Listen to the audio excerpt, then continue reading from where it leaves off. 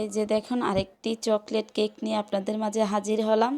দেখুন সবাই কেমন হয়েছে চকলেট কেকটা। প্যাকেজিং করে ফেলেছি, আজকে এটা আমার ডেলিভারি হয়েছে। প্যাকেজিংয়ের ভিতর থেকে একটু দেখালাম আপনাদের। হ্যালো ফ্রেন্ডস, আসসালামু আলাইকুম। আপনারা সবাই কেমন আছেন? আশা করি সবাই ভালো আছেন। সেলিনা শেখ কিচেন থেকে সবাইকে স্বাগতম।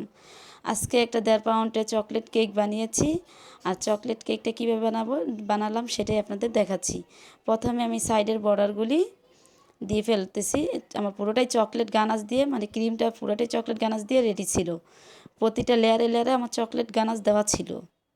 এই যে চকলেট গানাশ যেটুকু বাকি ছিল চকলেট গানাশ, উপরে আমি চকলেট গানাশ দিয়ে কভার করে নিব। এই যে চকলেট গানাশ দিয়ে, মানে যেহেতু আমার এটা ফ্রিজিং করা ছিল, জমা মানে চকলেট গানাশ যতটুকু দিয়ে দিয়ে আমাকে সাথে সাথে এটাকে কমপ্লিট করে নিতে হবে, কারণ ইয়াটা একটু জমা ছিল তো, তার জন্য চকলেটটাও জমে যাচ্ছে।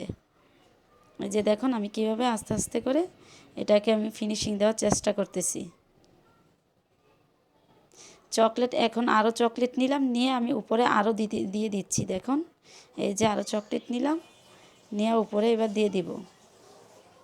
এই যে দেখুন উপর থেকে চকলেটটা নিচে দিয়ে দিব। এই যে এইভাবে আস্তে আস্তে আমি মানে প্যালেট ন্যাপটা দিয়ে বেশি করতে পারছি না, চকলেটটা ছড়ানো যাচ্ছে না, মানে জমাট বেঁধে যাচ্ছে। যে আস্তে আস্তে করে আমি এটাকে ফিনিশিং দেওয়ার চেষ্টা করতেছি। এই যে ফিনিশিং দেওয়ার পর্যায়ে আমি সাইডে চকলেট গানাশ এক্সট্রা করে আবার চকলেট গানাশ দিয়ে দিচ্ছি। দেখুন চামচের সাহায্যে আমি মানে এক্সট্রা করে দিয়ে দিচ্ছি।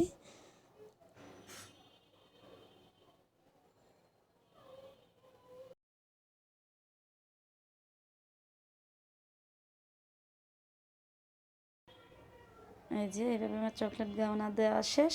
এবারে আমি রোজ তৈরি করব। দেখুন কীভাবে আমি গোলাপ তৈরি করতেছি।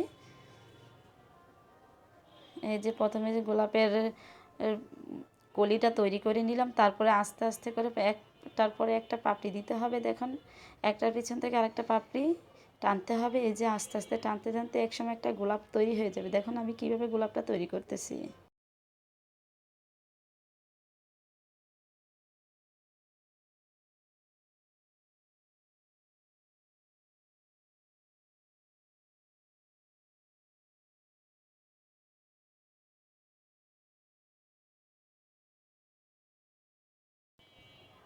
এই যে আমার গোলাপ রেডি হয়ে গেছে। এবার কেকের উপরে আমি গোলাপটা কীভাবে বসাচ্ছি সেটাই দেখুন।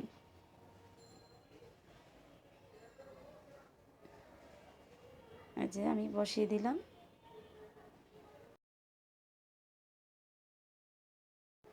এবার সেম করে আরেকটা গোলাপও আমি বসিয়ে দিচ্ছি। দেখুন এই যে আরেকটা গোলাপও আমি বসিয়ে দিলাম। এবার আরেকটা গোলাপ আমি রেডি করব। দেখুন কিভাবে রেডি করতেছি।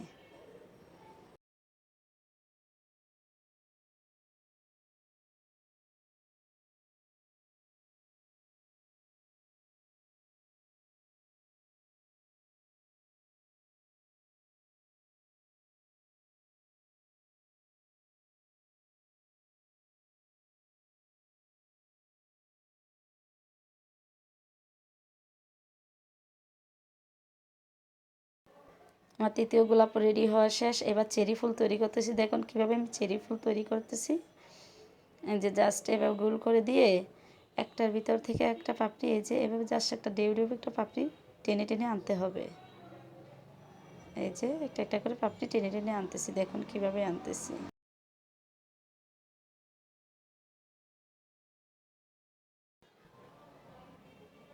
এই যে এইভাবে চেরি ফুল রেডি করতে হবে। এই যে আমি এখন কেকের উপরে বসিয়ে দিচ্ছি। আরও চেরি ফুল তৈরি করে আমি কেকের উপরে বসিয়ে দিলাম। এবার কেকের উপরে আমি নাম লিখব। আসলে চকলেট গানাশের উপরে নাম লেখাটা যে কতটা মানে কঠিন, যারা লেখেন তারা হয়তো বুঝতে পারবেন। আমার কাছে একটু কঠিনই মনে হয়। আমি তেমন নাম লিখতে পারি না, কিন্তু একটু কঠিন মনে হয়, কারণ ক্রিমের উপরে বসালেই মানে উঠে উঠে আসে, চকলেটের উপরে বসালে। তারপরে আমি আস্তে আস্তে ট্রাই করতেছি। দেখুন আমার লেখা হয়ে গেছে। আর চেরি ফুলের মাঝখানে আমি রেনু দিয়ে দিলাম, চকলেট গানাশ দিয়ে রেনু দিয়ে দিয়েছি। দেখুন কেমন হয়েছে। ভালো লাগলে লাইক কমেন্ট শেয়ার করে পাশে থাকবেন। আল্লাহ হাফেজ।